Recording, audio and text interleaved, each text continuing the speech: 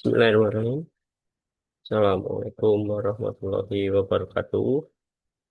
Yang terhormat Ibu Bunga Anissa selaku dosen kami di mata kuliah ekonomi makro.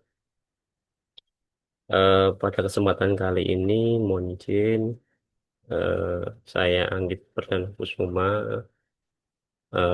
Prodi 1 PJJ Akuntansi, akan mempresentasikan hasil dari tugas semester saya terkait analisis makroekonomi Tiongkok pada tahun 2024. Baik, mungkin sedikit cerita kenapa saya memilih Tiongkok karena di benua Asia mungkin Tiongkok adalah salah satu negara yang eh, paling cepat eh, dalam proses pertumbuhan ekonomi. Baik, langsung saja.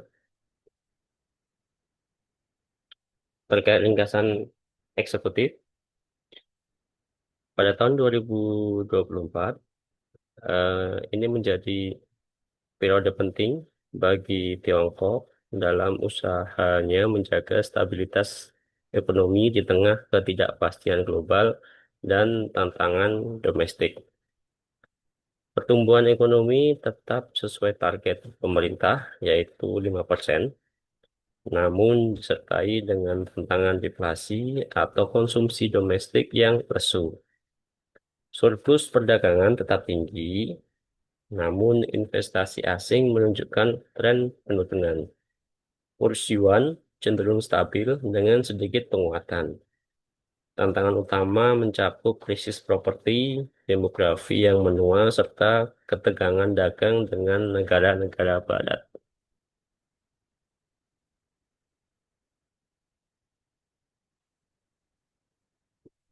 Baik, selanjutnya terkait pertumbuhan ekonomi atau PDB-nya. Menurut Chen DKK, pada tahun 2024, pertumbuhan ekonomi Tiongkok resmi tercatat sebesar 5%, sesuai dengan target pemerintah.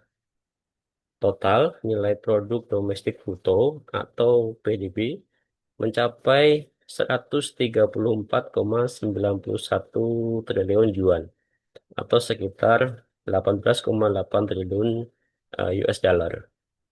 Meskipun angka ini tampak mengembirakan, banyak pengamat independen seperti Rhodium Group memperkirakan angka sebenarnya lebih rendah, yakni di kisaran 2,4 hingga 2,8%. Mengingat lemahnya konsumsi domestik dan dampak dari krisis sektor properti. Sektor manufaktur dan ekspor tetap menjadi pendorong utama pertumbuhan eh, ekspor dan pertumbuhan dengan proyek infrastruktur dan dukungan fiskal dari pemerintah. Selanjutnya, terkait inflasi dan deflasi, menurut OECD, Tiongkok mengalami inflasi yang sangat rendah sepanjang tahun 2024, dengan indeks harga konsumen atau CPI hanya naik 0,1% pada Desember 2024 dibanding tahun sebelumnya. Beberapa bulan bahkan mencatatkan deflasi. Fenomena ini mencerminkan lemahnya permintaan konsumen.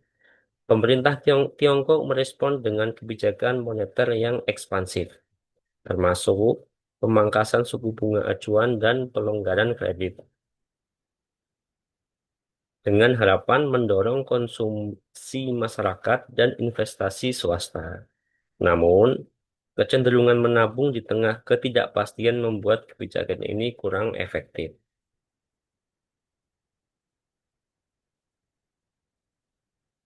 Selanjutnya terkait kurs dan kebijakan moneter, dari data exchange rate tahun 2024, kurs yuan terhadap dolar Amerika Serikat relatif stabil sepanjang tahun 2024 dengan rata-rata nilai tukar sebesar 7,18. Nilai tukar ini menunjukkan sedikit penguatan dari tahun sebelumnya. Bank Sentral Tiongkok atau PBOC menerapkan kebijakan moneter moderat longgar dengan menurunkan suku bunga untuk meningkatkan likuiditas dan mendorong kredit. Langkah ini merupakan respon terhadap tekanan deflasi dan pertumbuhan ekonomi yang rapuh. Meskipun demikian, stabilitas nilai tukar tetap dijaga dengan intervensi pasar jika diperlukan.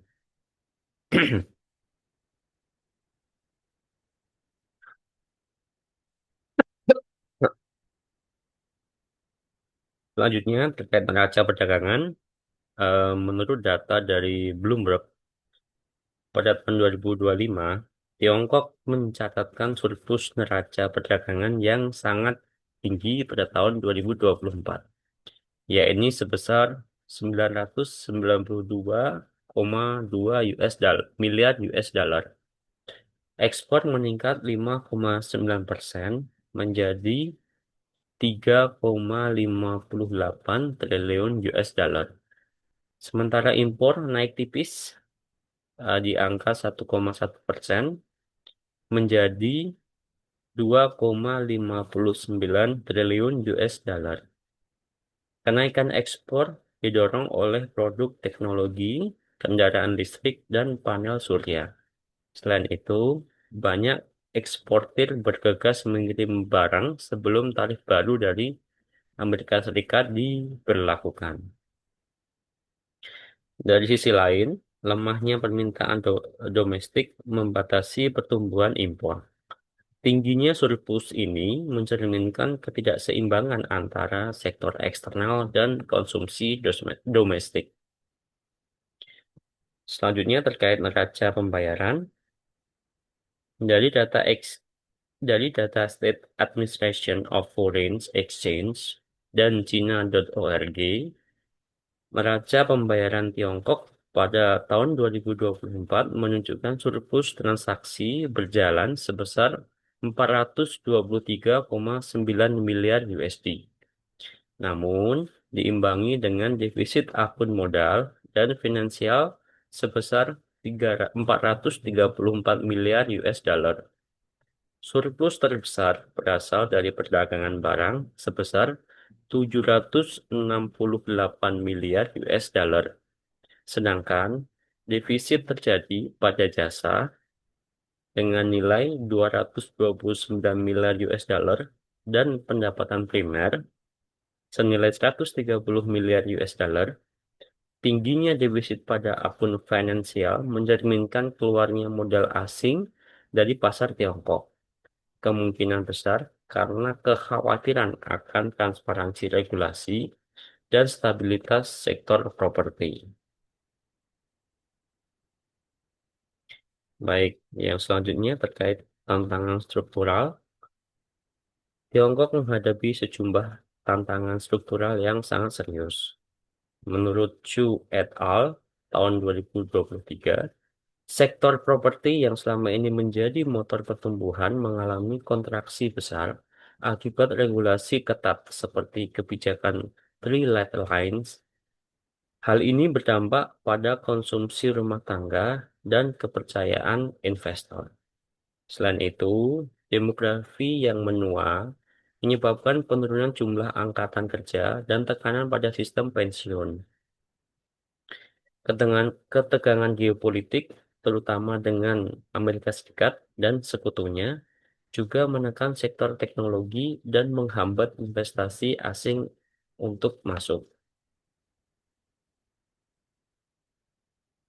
Baik, selanjutnya untuk outlook pada tahun 2025, memasuki tahun 2025, ekonomi Tiongkok diperkirakan tumbuh sekitar 4,5%.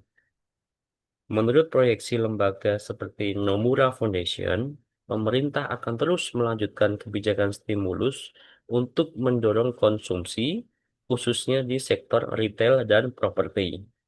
Namun, keberhasilan upaya ini akan sangat tergantung pada respon konsumen dan investor terhadap kebijakan tersebut. Tantangan eksternal seperti proteksionisme dagang global dan pembatasan teknologi juga berpotensi memperlambat pemulihan. Baik, untuk kesimpulan, secara keseluruhan, perekonomian Tiongkok pada tahun 2024 berhasil mencapai target pertumbuhan. Namun, dibayangi oleh tantangan internal seperti krisis sektor properti dan lemahnya konsumsi domestik. Inflasi yang sangat rendah, bahkan mendekati deflasi, menjadi perhatian serius. Di sisi lain, sektor eksternal tetap kuat dengan surplus perdagangan yang tinggi. Keberlangsungan pertumbuhan ke depan sangat bergantung pada reformasi struktural, peningkatan kepercayaan konsumen, dan stabilitas politik serta geopolitik. Baik, eh, mungkin itu yang dapat eh, saya sampaikan. Eh, Kurang lebihnya saya mohon maaf. Wabillahi taufiq wal hidayah. Assalamualaikum warahmatullahi wabarakatuh.